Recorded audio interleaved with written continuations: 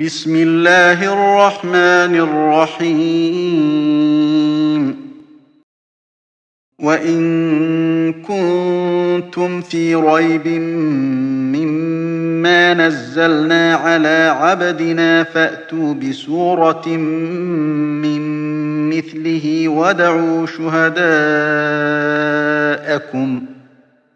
ودعوا شهداءكم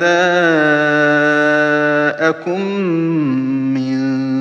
دون الله إن كنتم صادقين فإن لم تفعلوا ولن تفعلوا فاتقوا النار التي وقودها الناس والحجارة أعدت للكافرين وبشر الذين آمنوا وعملوا الصالحات أن لهم جنات تجري من تحتها الأنهار كلما رزقوا منها من ثمرة رزقا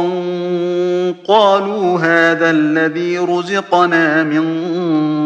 قبل وأتوا به متشابها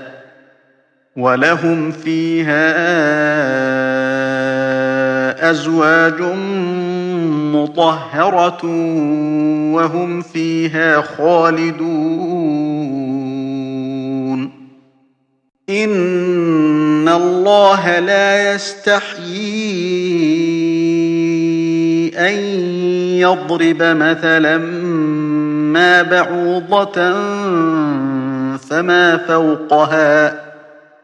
فأما الذين آمنوا فيعلمون أنه الحق من ربهم وأما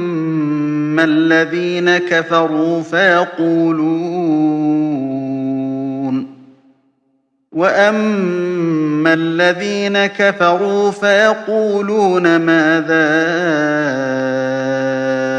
أراد الله بهذا مثلا يضل به كثيرا ويهدي به كثيرا وما يضل به إلا الفاسقين